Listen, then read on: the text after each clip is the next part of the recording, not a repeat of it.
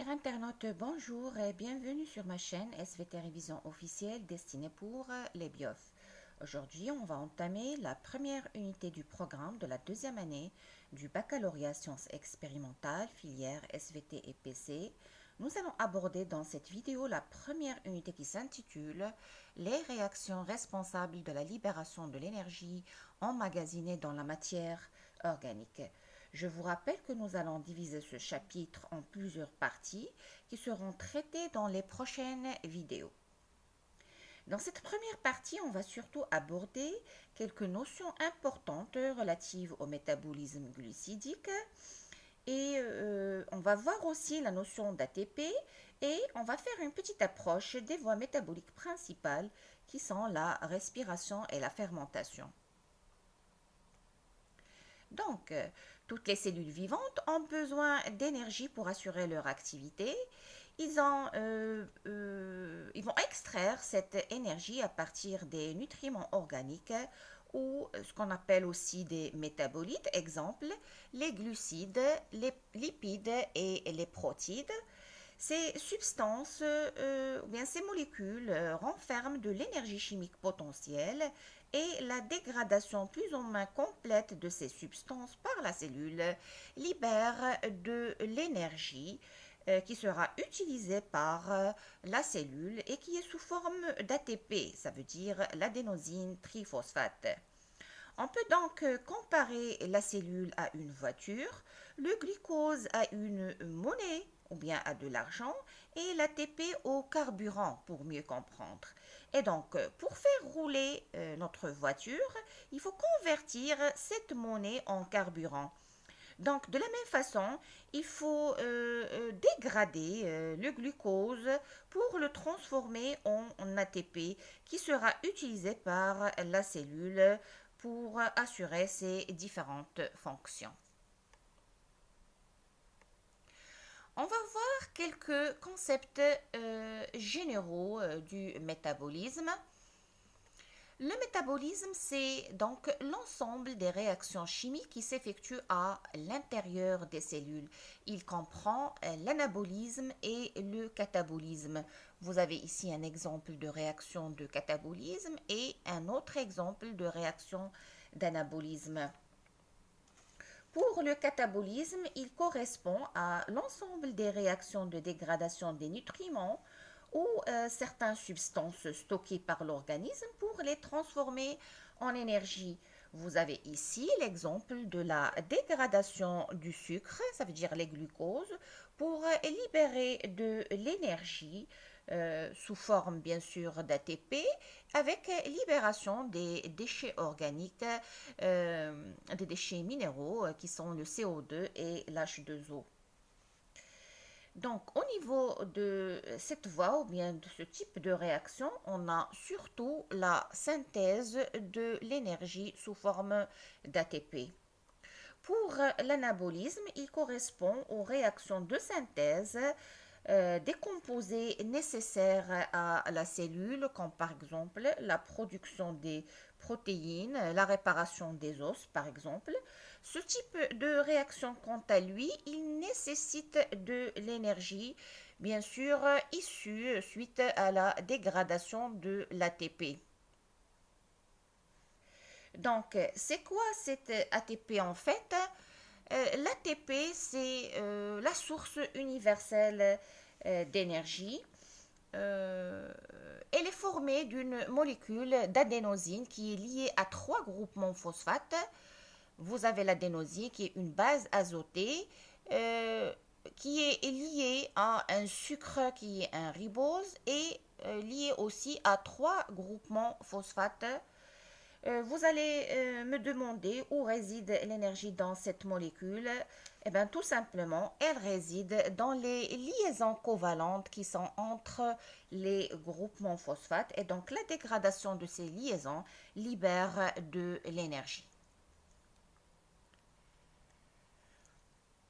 Donc, deux réactions chimiques réversibles caractérisent l'ATP. Nous avons la synthèse de l'ATP Par la phosphorylation de l'ADP, qui est l'adénosine diphosphate, il s'agit d'une réaction qui est catalysée par une enzyme spécifique, c'est l'ATP synthase, et qui nécessite un apport important de l'énergie qui sera stockée dans la molécule d'ATP. Donc c'est une réaction où on a bien sûr la consommation de l'énergie, donc l'ADP plus PI, donc plus énergie on va former l'ATP. C'est une réaction de synthèse. Par contre, nous avons la réaction, elle peut se faire dans l'autre sens. Nous avons l'hydrolyse de l'ATP. Cette réaction, elle est catalysée par une enzyme spécifique qui est l'ATP, l'ATPase, et il libère de l'énergie chimique stockée dans la molécule d'ATP. Cette énergie, elle est estimée à peu près 30,5 kJ par mol.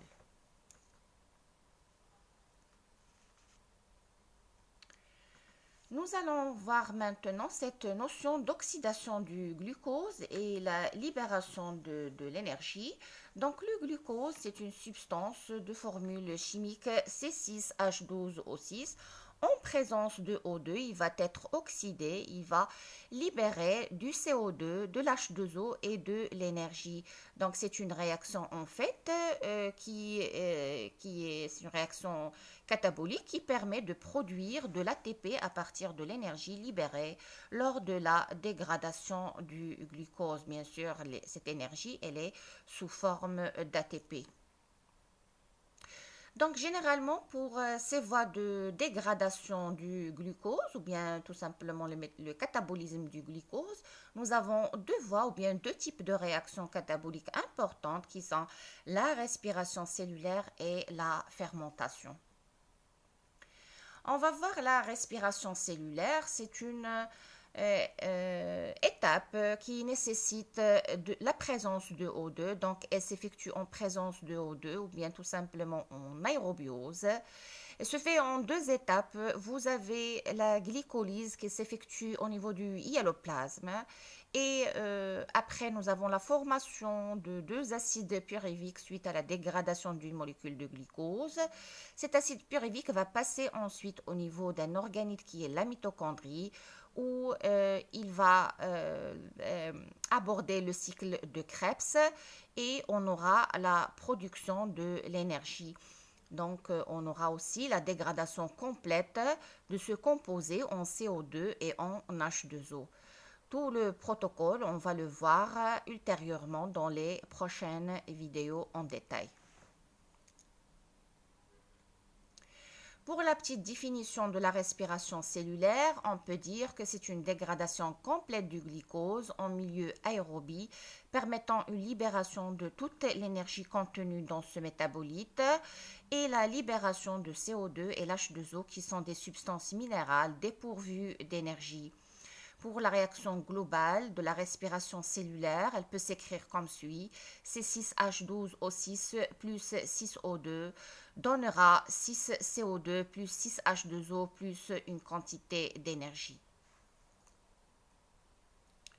Nous allons voir maintenant la deuxième voie de l'oxydation partielle du glucose qui est la fermentation.